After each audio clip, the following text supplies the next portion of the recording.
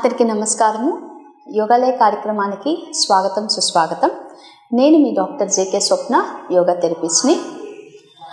మనం యోగాలయ కార్యక్రమంలో రకరకాల ఆరోగ్య సమస్యల గురించి డిస్కస్ చేస్తూ వాటికి పరిష్కార మార్గాలు యోగాలో ఏమున్నాయో వాటిని మనం సూచిస్తూ ఏ ప్రాక్టీసెస్ ఎవరు చేయాలి ఎవరు చేయకూడదు అనేవి డిస్కస్ చేస్తూ వస్తున్నాము. అందులో భాగంగా ఈరోజు మనము యోగా ఫర్ బ్యాడ్ బ్రెత్, నోటి దుర్వాసన. చాలా మందిలో చెప్పుకోలేకపోయినా నోటి దుర్వాసన అన్నది కొంతమంది ఈ మధ్యకాలంలో ఎక్కువగా ఫేస్ చేస్తూ ఉన్నారు. దాని గురించి మనం డిస్కస్ చేద్దాం ఈరోజు. ఈ నోటి దుర్వాసనని ఇంగ్లీష్లో అయితే ఎనటామికల్గా వీటిని వెస్ట్రన్లో అయితే హెలిటోసిస్ అని అంటారు. Halitosis condition where bad breath is observed. నోటి నుంచి దుర్వాసన రావడం. ఈ నోటి నుంచి దుర్వాసన ఎందుకు వస్తుంది, కారణాలు ఏమై ఉండొచ్చు ఒకసారి చూద్దాం. సో నోటి నుండి దుర్వాసన యూజువల్గా మనం పొద్దున్న లేచినప్పుడు, అంటే మనం నిద్రపోయి బెడ్ మీద లేచినప్పుడు చాలా మందిలో కొద్దిగా వాసన ఉంటుంది. అది న్యాచురల్. అది ఒక ఆరోగ్య సమస్య అనేది కానే కాదు. మార్నింగ్ లేచినప్పుడు కొద్దిగా బ్యాడ్ బ్రెత్ అనేది మన నోట్లో ఉంటుంది. దాని గురించి మనం డిస్కస్ చేయట్లేదు కాబట్టి ఈ కండిషన్ని పక్కన పెట్టేసేయండి. నోటి దుర్వాసన మీరు మాట్లాడేటప్పుడు, అంటే ఎర్లీ మార్నింగ్ కాదు, మీ దైనందిన జీవితంలో మీరు పక్క వాళ్ళతో మాట్లాడేటప్పుడు, మీ ఫ్యామిలీ మెంబర్స్ కానీ, మీ ఫ్రెండ్స్ కానీ, ఆఫీస్లో కొలీగ్స్ కానీ, బిజినెస్లో పక్కన చేసే మీ సబార్డినేట్స్ కానీ, సార్ మీ నోటి నుంచి వాసన వస్తుందనో, లేదా ఒకసారి నోరు క్లీన్ చేసుకోరమ్మని చెప్పడము, ఇలాంటివి ఏమైనా అడుగుతున్నారు అన్నప్పుడు మీరు మీ అరచేతిని ఇలా పెట్టుకొని అని బ్రెత్ చూసి శ్వాస మీరు కానీ స్మెల్ చేస్తే మీకు అర్థమైపోతుంది బ్యాడ్ బ్రెత్ అనేది. సో ఈ బ్యాడ్ బ్రెత్ ఇలాంటి కండిషన్కి ఎక్కడి నుంచి సిమ్టమ్స్ ఏంటి, ఎలా వస్తాయి అన్నది. ఒకటి, పళ్ళని శుభ్రంగా తోముకోకపోతే, అంటే మన పళ్ళని ఎప్పుడు క్లీన్గా ఉంచుకోవాలి మనం. సో మన డెంటల్ హెల్త్ లేదా ఓరల్ హెల్త్ అంటారు. మన పళ్ళకి సంబంధించి లోపల పళ్ళు, టంగ్, నాలిక, వీటిని ఎప్పుడు కూడా మనము క్లీన్గా ఉంచుకోవాలి. వీటిని సరిగ్గా తోముకోలేదని అనుకోండి, అప్పుడు కూడా బ్యాడ్ బ్రెత్ రావచ్చు. ఇది ఒక కండిషన్. రెండవది, ఎక్కువగా ఆనియన్స్, గార్లిక్ కొంతమంది ఎక్కువగా యూజ్ చేస్తూ ఉంటారు. ఆనియన్, గార్లిక్ అంటే ఉల్లిపాయలు, ఆ తర్వాత వెల్లుల్లి. ఉల్లిపాయలు, వెల్లుల్లి యూజ్ చేసి చేసే వంటకాలు మీరు తిన్నప్పుడు యూజువల్గా ఆ స్మెల్ అనేది ఒక 20 నుంచి 28 అవర్స్ దాకా, అంటే ఇవి చేసి వండిన ఆహారం తిన్నా కూడా మనకు ఒక్కొక్కసారి బ్యాడ్ బ్రెత్ వస్తుంది. దాని గురించి ఎక్కువగా మనం పట్టించుకోక్కర్లేదు. ఆ 1 డే అయిపోతుంటే మీరు తిన్న తర్వాత 1 డే తర్వాత ఆ స్మెల్ అనేది పోతుంది. అలా కాకుండా మీరు పళ్ళల్లో ఏదైనా ఫిక్స్ చేసుకున్నారనుకోండి, డెంచర్స్ అంటే మీరు పళ్ళకు సంబంధించి పళ్ళ వరుస కరెక్ట్ చేసుకోవడానికి ఏదైనా క్లిప్ లాంటివి పెట్టుకున్నా, లేదా డెంటల్ ట్రీట్మెంట్స్ ఏమైనా తీసుకొని ఉన్నా, అలా తీసుకున్నప్పుడు వాటిని రెగ్యులర్గా మనము క్లీన్ చేసుకుంటూ ఉండాలి. అవి క్లీన్ చేసుకోలేదు అని అనుకోండి, అక్కడ గారలాగా, అంటే మనం ఏదైతే క్లిప్ పెట్టామో ఆ క్లిప్కి న్యాచురల్గా లోపల జా లైన్ ఉంటుంది కదా, దానికి ఈ క్లిప్ మధ్య లైట్గా కొద్దిగా స్పేస్ అనేది ఏర్పడిపోయి అక్కడ గారలాగా ఏర్పడిపోతుంది. ప్లాక్ అని అంటారు. ఈ ప్లాక్ లాంటిది ఏర్పడిపోయింది అనుకోండి, అది కొద్దిగా ఉండేటప్పుడే మనం చెక్ చేసి వాటిని క్లీన్ చేయించుకోవాలి. అలా కాకుండా అది అలాగనే ఇయర్స్, మంత్స్ తరబడి అలా పేరుకుంటూ వెళ్ళిపోతే మీకు పళ్ళంతా ఎల్లోయిష్గా కనిపిస్తుంటాయి. అలాంటప్పుడు కూడా బ్యాడ్ బ్రెత్ వస్తుంది. ఇది కాకుండా పొద్దున్నే లేచినప్పుడు మీ నాలికని బయటికి తీస్తే మీ నాలిక పైనంతా వైట్గా ఎల్లోయిష్గా కనిపిస్తుంది అనుకోండి, మీ బాడీలోని ఇంటర్నల్ సిస్టమ్ పాడైంది అని. యూజువల్గా బ్లూయిష్గా కానీ, వైట్గా కానీ, ఎల్లోయిష్గా కనిపిస్తుంది అంటే లోపల డైజెస్టివ్ సిస్టంలో ఏదో ప్రాబ్లం ఉంది. సో డైజెస్టివ్ సిస్టమ్ని మనం కరెక్ట్ చేసుకోవాలి. ఇంకొక రీజన్ ఏమై ఉండొచ్చు అంటే బ్యాడ్ పోస్చర్ వల్ల కూడా అయి ఉండొచ్చు. మీరు అనుకోవచ్చు, ఏంటి బ్యాడ్ బ్రెత్కి బ్యాడ్ పోస్చర్కి ఏంటి సంబంధము అని. సో యూజువల్లీ ఎప్పుడు మన పోస్చర్ నిటారుగా ఉండాలి అని అనుకుంటున్నాం.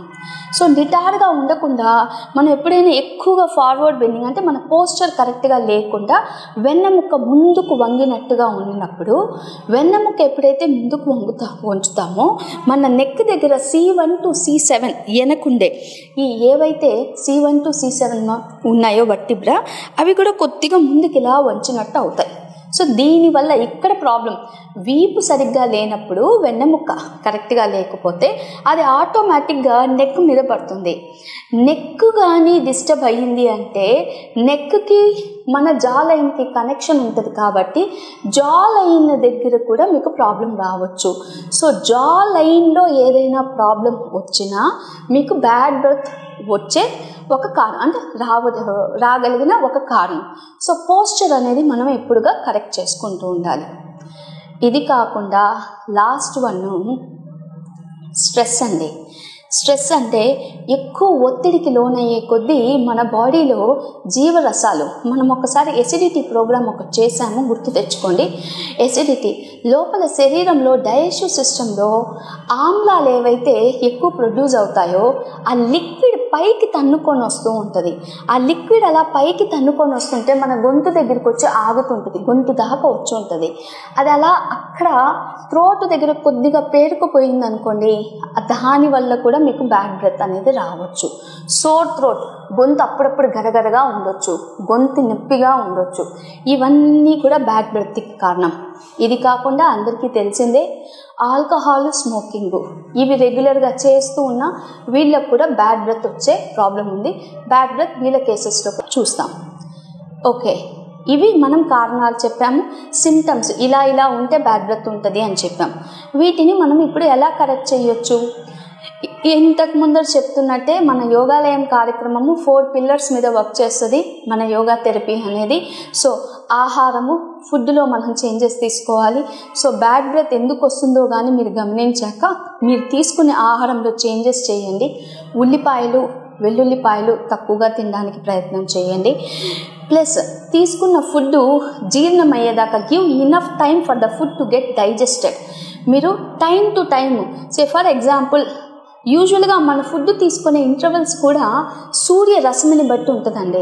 మార్నింగ్ బ్రేక్ఫాస్ట్ అంటే బ్రేక్ ది ఫాస్ట్. నైట్ అంతా పడుకొని ఉంటాం కదా, పొద్దున 8 నుంచి 10 లోపల బ్రేక్ఫాస్ట్ చేయాలి. మధ్యాహ్నము 12 నుంచి 2 లోపల లంచ్ ఫినిష్ చేయాలి. ఈవినింగ్ 6 to 8 డిన్నర్ ఫినిష్ చేయాలి. ఇవి కాకుండా కొంతమందికి మధ్యలో తినే అలవాటు ఉంటుంది, మధ్యలో టీ, కాఫీలు. ఇలా మీ ఫుడ్ సైకిల్ని ప్రాపర్గా చేస్తే ఆటోమేటిక్గా మీకు హైడ్రోక్లోరిక్ యాసిడ్ ప్రొడ్యూస్ అవ్వడము, స్ట్రెస్ ఇవన్నీ కూడా తగ్గుతాయి. సో ఫస్ట్ ఫుడ్ హ్యాబిట్స్లో కరెక్షన్ తీసుకురండి. రెండవది, మీకు ఈ ఆల్కహాల్, స్మోకింగ్ ఇలాంటివి ఉంటే తగ్గించండి. మూడవది, మీకు ఇది గ్యాస్ వల్ల, ఎసిడిటీ వల్ల వస్తుంది అని అనుకుంటే ఇది ఈజీగా మీకు తెలుస్తుంది. ఎలా అంటే మీకు హార్ట్ బర్న్స్, ఇక్కడ చెస్ట్లో ఉబ్బరంగా అనిపించడము, తేన్పులు రావడం, పుల్లటి తేన్పులు రావడం ఇలా అనిపిస్తుంది అంటే మీకు డైజెస్టివ్ సిస్టంలో ప్రాబ్లం ఉంది. సో డైజెస్టివ్ సిస్టమ్ని కరెక్ట్ చేసుకోవాలి. మీరు చేసే వర్క్ హెవీలీ మెంటల్ వర్క్ ఉందనుకోండి, సో స్ట్రెస్ ఎక్కువగా లోన్ అవుతున్నారంటే స్ట్రెస్ తగ్గించుకోవడానికి కూడా చూసుకోవాలి. ఈ రీజన్స్ని ఫాలో అవుతూ అంటే ఫుడ్ హ్యాబిట్స్ని కరెక్ట్ చేసుకోండి, డైట్ని ఫాలో అవ్వండి. Next second one, yogic practices లేదా ఎక్సర్సైజెస్ అనేవి ఎలా చేసుకోవాలి. అసలు నోటి దుర్వాసనకి బాడీ ప్రాక్టీసెస్కి ఏంటి కనెక్షను? సో ఇందాకే చెప్పాం, డైజెస్టివ్ సిస్టమ్ కానీ రాంగ్ ఉన్నా కూడా మనకి బ్యాడ్ బ్రెత్ వస్తుంది. కాబట్టి డైజెస్టివ్ సిస్టమ్ని స్ట్రెంథన్ చేసే ప్రాక్టీసెస్ చేస్తే ఆటోమేటిక్గా బ్యాడ్ బ్రెత్ అనే ప్రాబ్లమ్ని మనం తగ్గించుకోవచ్చు. సో ఆ బ్యాడ్ బ్రెత్ ప్రాబ్లం తగ్గించుకోవడానికి బాడీ పోస్చర్స్లో వీలైనంత వరకు వీపుని నిటారుగా ఉండే పోస్చర్స్ ఎక్కువగా చేస్తూ ఉండాలి. వీపుని చక్కగా నిటారుగా ఉంచేది. ఇది ఒకటి. లైఫ్ స్టైల్ హ్యాబిట్స్ దగ్గరికి వస్తే మీరు ప్రతిరోజు ఆల్రెడీ మీకు బ్యాడ్ బ్రెత్ ప్రాబ్లం ఉంటే పొద్దున ఒకసారి, సాయంకాలం ఒకసారి, ఆఫ్టర్ యువర్ ఫుడ్ డిన్నర్, పొద్దున లేచిన తర్వాత పళ్ళని శుభ్రంగా తోముకోవాలి. ఇవి కంపల్సరీ ఫాలో అవ్వాలి. వీలైతే మన న్యాచురల్ వేప పుల్లతో తోముకోవడానికి ప్రయత్నం చేయండి. హ్యాపీగా ఫ్రెష్గా ఏ రోజుకి ఆ రోజు ఆ వేప పుల్లని కట్ చేసుకోండి. నీట్గా పళ్ళ లోపల అది గుచ్చుకోకుండా ఆల్రెడీ వాడిన వాళ్ళకి ఐడియా ఉంటుంది ఎలా వాడాలో. మీ ఇళ్ళల్లో పెద్దవాళ్ళు ఉంటే చెప్తారు. సో నెమ్మదిగా ఆ బెరడుని తీసుకొని స్లోగా దానితో, అది మంచి యాంటీసెప్టిక్ అండి. మీరేవి లక్షలు వందలు పెట్టి పేస్ట్లు గిస్ట్ ఏం కొనక్కర్లేదు. ఇప్పుడు వచ్చే కొత్తగా బ్రషెస్, మోటార్ బ్రషెస్ లాంటివి వస్తున్నాయి, బ్యాటరీ వేసేవి, అవన్నీ అవసరం లేదు. వేప పుల్ల అంటే యూస్ చేయండి. లేదు మీరు యూస్ చేసే పేస్ట్ ఏది ఉన్నా కూడా పళ్ళని నీట్గా క్లీన్ చేయడం ప్రాక్టీస్ చేయండి. దీని మీద చాలామంది డెంటల్ డాక్టర్స్ వీడియోస్ చేస్తుంటారు, చూడండి. పళ్ళని క్లీన్ చేయడం తప్పకుండా. టంగ్ని క్లీన్ చేయాలి, నాలికని చక్కగా క్లీన్ చేయాలి. నాలికని క్లీన్ చేసేటప్పుడు లోపలుండే కొండ నాలికతో ఫ్రమ్ టాప్ టు డౌన్, పై నుండి కింద వైపుకి క్లీన్ చేయాలి. ఇది చాలా ఇంపార్టెంట్. కొంతమంది తొందర అంటే పళ్ళు తోమడానికి కూడా వాళ్ళకి టైం ఉండదు, లేదా వాళ్ళకి అలవాటులో పైన దాకే క్లీన్ చేస్తారు. అలా క్లీన్ చేస్తే తప్పు. అక్కడ పైన నుండి కింద దాకా నీట్గా క్లీన్ చేయడానికి తప్పకుండా చేయాలి. 2. మూడవది, వారానికి ఒకసారి ఆయిల్ పుల్లింగ్ చేయండి. ఆయిల్ పుల్లింగ్ అని అంటే తెలియని వాళ్ళ కోసం కొబ్బరి నూనె కానీ ఆలివ్ ఆయిల్ కానీ ఒక 2 టీ స్పూన్లు మనం పొద్దున్న లేచాక నోట్లో తీసుకొని బాగా పుక్కిలించాలి. ఎంతసేపు పుక్కిలించాలి? 2 నిమిషాల నుంచి 10 నిమిషాల దాకా. మీ కెపాసిటీ. ఫస్ట్ డే మీరు 2 నిమిషాలు కూడా చేయలేకపోవచ్చు. బాగా పుక్కిలిచ్చి నురుగు వచ్చేంత వరకు వేసి మీరు బయట పుక్కిలిచ్చేసేయాలి. సో ఇది కూడా ఒక లైఫ్ స్టైల్ హ్యాబిట్. 3. 4వది, వారానికి ఒకసారి మీరు ఆయిల్ పుల్లింగ్తో పాటు ఆముదము, క్యాస్టర్ ఆయిల్ అని అంటారు, ఎరండికా తేల్, హిందీలో అయితే ఎరండికా. ఈ మధ్య మన ప్రోగ్రామ్స్ హిందీ వాళ్ళు కూడా చూస్తున్నారండి, అందుకని నేను ఇది యూజ్ చేశాను. సో ఆముదం, క్యాస్టర్ ఆయిల్ని weekly once, for example Saturday night castor oil ఇంత ఒక 2 టీ స్పూన్స్ అంటే 10 ml అండి. 10 ml కానీ మీరు పాలల్లో కలుపుకొని, మీకు స్మెల్ రాకుండా అందులో కొద్దిగా బెల్లం కానీ హనీ కానీ కలుపుకొని అది తాగితే మీకు, నేను ఇందాక చెప్పాను హైడ్రోక్లోరిక్ యాసిడ్ ఎక్కువ శరీరంలో గ్యాస్, ఎసిడిటీ ఇలాంటి వాళ్ళు ఉంటారే అవి, సో పొట్ట క్లీన్ అయిపోతుంది. కాబట్టి మీకు బ్యాడ్ బ్రెత్, ఒకవేళ డైజెస్టివ్ సిస్టమ్ వల్ల వస్తూ ఉన్నా అది కూడా తగ్గిపోతుంది. ఇవి లైఫ్ స్టైల్ హ్యాబిట్స్ చెప్పాను. మనము ఫుడ్ ఏం చేయొచ్చు చెప్పాను. ఇప్పుడు యోగా ప్రాక్టీసెస్కి వస్తాం. యోగాలో ఒక టెక్నిక్ ఉందండి, జీవమూల శోధన. జీవము అని అంటే నాలుక, మూలము అంటే కొండ నాలుక, నాలుక లోపల ఉంటుంది కొండ నాలుక. శోధన అంటే క్లీన్ చేయడం. సో జీవమూల శోధన అంటే ఏం లేదు, రోజు పొద్దున్నే లేచినప్పుడు మనం పళ్ళు తోముకునే ప్రక్రియలో మీ 2 ఫింగర్స్, ఈ 2 ఫింగర్స్ని లోపలికి తీసుకొని వెళ్ళి బాగా రబ్ చేయాలి. నాలుకని లోపల దాకా తీసుకొని వెళ్ళి బాగా రబ్ చేస్తూ ఉండాలి. అలా రబ్ చేస్తే మీకు ఇక్కడి నుంచి ఏవైతే అన్నెసెసరీ, ఏవైతే యాసిడ్స్ ఉంటాయో, వాటర్ ఉందో, చెడు ఏదైతే ఉందో, బ్యాక్టీరియా ఇన్ఫెక్షన్ అంతా కూడా మనం బయటికి తీసేసేయచ్చు. జీవమూల శోధన ఇది ఒకటి చేయండి. దంతమూల శోధన అని కూడా ఉంటుంది. దంతమూల శోధన అని అంటే దంతాలని క్లీన్ చేయడం. నథింగ్ బట్ మనం ఇందాక ఏదైతే నేను వేప పళ్ళతో చేయమన్నాను కదా, అదే దంతమూల శోధన. సో దంతాలు, ఇవి 2 యాక్చువల్లీ యోగాలో మామూలుగా ప్రాక్టీసెస్గా అంటే షట్క్రియల్లో చెప్పబడి ఉన్నారు, గేరండి సంహితలో చెప్పారు ఇవి. సో ఈ 2 ప్రాక్టీస్ చేస్తూ మనకు ఆల్రెడీ తెలిసిన శంఖ ప్రక్షాళన అంటే వాటర్ తీసుకొని వామిట్ చేసేది. ఇది చేసిన బ్యాడ్ బ్రెత్కి చాలా చక్కగా హెల్ప్ అవుతుంది. సో మీరు 12 గ్లాసుల నీళ్ళతో చేస్తే అది శంఖ ప్రక్షాళన, 6 గ్లాసులతో చేస్తే లఘు శంఖ ప్రక్షాళన అంటే స్మాల్ అనమాట. 6 కొద్ది నీళ్ళతోనే హాఫ్ ఆఫ్ ది వాటర్ని తగ్గిస్తాం. ఈ 2 చేసిన బ్యాడ్ బ్రెత్ తగ్గుతుంది. ఇంకా సింహ ప్రాణాయామ చెయ్యాలి. సింహ ప్రాణాయామ ఒకసారి నేను చూపిస్తాను. నీల్ డౌన్ చేసి మీ ఫింగర్స్ని థైస్ దగ్గరికి పెడతారు. మీ నాలుకని బాగా బయటికి తీయాలి. బయటికి తీసాక మీ చూపు, మీ 2 కళ్ళు ఇక్కడ ఆజ్ఞా చక్రం అంటే ఇక్కడ ఈ భ్రుకూటి దగ్గరికి పెడుతూ ఎక్సలేషన్ చేయాలి. నెమ్మదిగా చేయండి.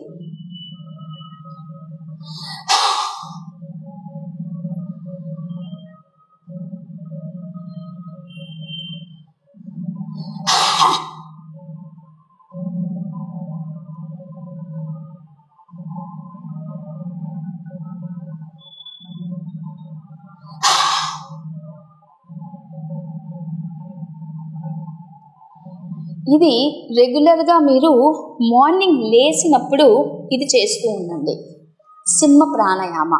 సో ఇది మీరు పళ్ళన్నీ తోమేశాక మీరు యోగా ప్రాక్టీసెస్ చేసేటప్పుడు సింహ ప్రాణాయామ చేయండి.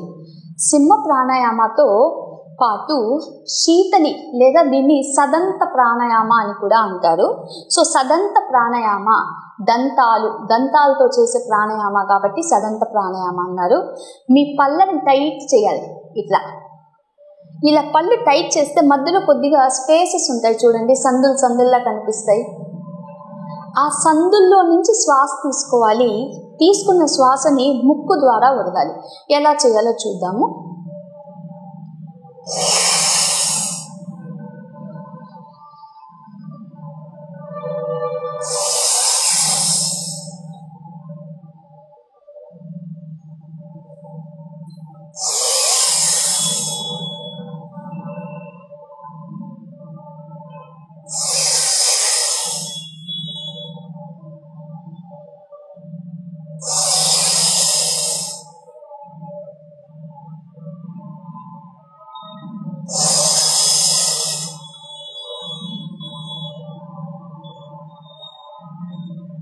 Gently relax. ఇది కనీసము 9 నుంచి 15 సార్లు చేయండి. శీతలి ప్రాణాయామ. శీతలి ఎందుకన్నారంటే ఇది కూలింగ్, బాడీకి కూలింగ్ తీసుకొస్తుంది కాబట్టి శీతలి. యాక్చువల్ నేమ్ అయితే సదంతము అని అంటారు, సదంత ప్రాణాయామ. దీనితో పాటు ఒక ముద్ర చెప్తాను. ఈ ముద్ర పేరు యోని శూన్య ముద్ర. యోని శూన్య ముద్ర. ఇది ఎలా చేయాలి అని అంటే మీ తంబ్ అంటే బొటన వేలుకి మీ చూపుడు వేలు ఇలా ప్రెస్ చేయాలి. బొటన వేలు పైన చూపుడు వేలు ప్రెస్ చేసేస్తాం.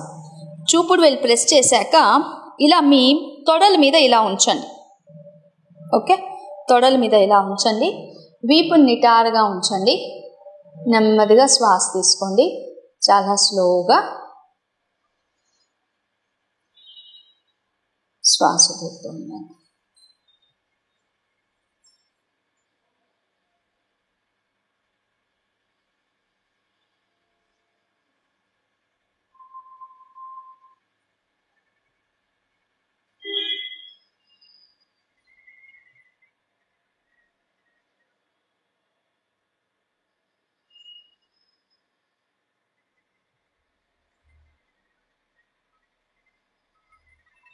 ఇది నేను ఇప్పుడు జస్ట్ ఒక 1 minute పాటు చేశాను.